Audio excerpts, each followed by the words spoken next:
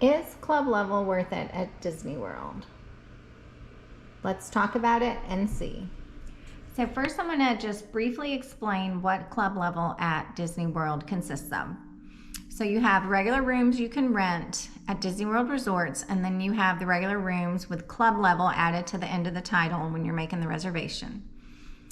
These are only at deluxe resorts, and there's one moderate resort, which is Coronado Springs Resort is the moderate that offers a club lounge, and then all the others are the deluxe resorts. And not every deluxe resort has club level, but some of them do. So what you get when you book club level, you get a dedicated club lounge, and that is located on one of the floors of the building, and you may or may not be staying on that floor. There are club level rooms that are not on the same floor as the lounge, but you will have access to the lounge with your Magic Band or your card. You also have access to concierge services, so there'll be a concierge desk at the lounge where you can go if you need help with dining reservations, park reservations, if you have questions, if you need something, you forgot something, any question at all that you have, they're there to help you. And there's someone at the desk, usually until around 10 o'clock at night. So, and they also usually have a phone number that you can call them. So the club lounge offers 5 services per day. The early service is usually 6:30 to 7, and it's just coffee. Now that usually happens, so there are certain clubs that have the coffee machines inside the lounge that's closed between servings. So at those lounges, they bring pots of coffee with cream and sugar outside of the lounge, so you can grab coffee between 6:30 to 7. Then usually from 7 to 10:30, you have breakfast. From 11:30 to 4 is snacks, and it's just snacks like that. Chips, fruit, some nut mix maybe, goldfish. You still have the beverages you can choose from, and then there's usually like maybe vegetables and dip. And there's usually always also peanut butter and jelly Uncrustable sandwiches. But that's about it. It's truly snacks. Then so that's from 11:30 to 4. From 5 to 7, 5 to 7, you'll typically have evening hors d'oeuvres, they call it, because it's not really dinner. Then from 8 until 10 p.m., you have desserts and cordials. So is it worth it for you? Well, let's just do the math real quick. Let's say we have a room for $400 without club level, and it's $600 with club level. $200 extra per night. So in order to see if it's worth the money, let's see how much we would need to eat to offset that $200 extra in the price tag. So let's just start with breakfast. We'll do a sit-down breakfast, and I'll say Steakhouse 71, which is over at the Contemporary Resort, because it's a really good restaurant and they have a good breakfast, but it's not super expensive either. So for a kid's entree there, they're around $10 a piece. The adult entrees range, but from like 12 or 13 up to around $20, but we'll say 2 adult entrees for $15 each. And the kids' entrees come with a drink, but the adults do not. So let's just add $4 per drink for the adults. So 2 adults, 2 kids, totals $58 plus tax plus tip. And I'm figuring in a 20% tip, which I feel is the minimum you should leave. A lot of times people are inclined to leave more, which is wonderful. But just for a 20% tip, it's $73.08. So that's for breakfast.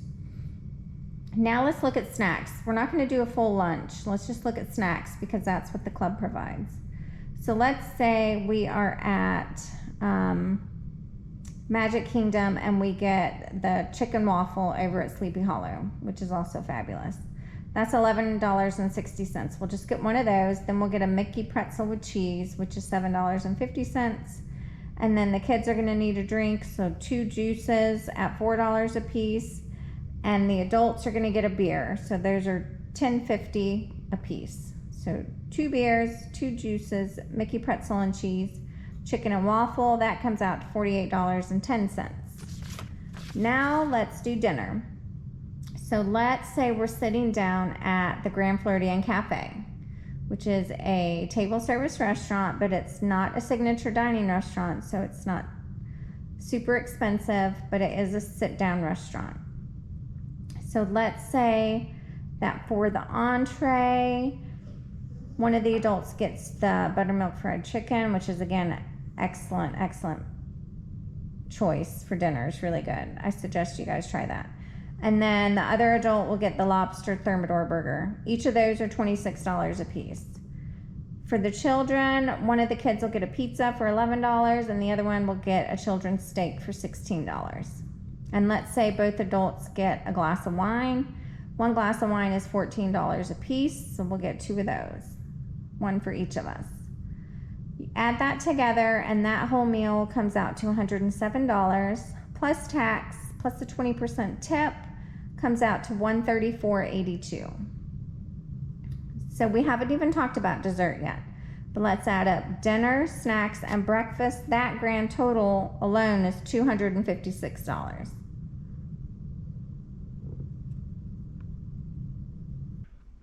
So in that case, it's worth it. However, are you going to be at the resort all day and all night to take part in all these offerings? Maybe there's a specific restaurant you're dying to try.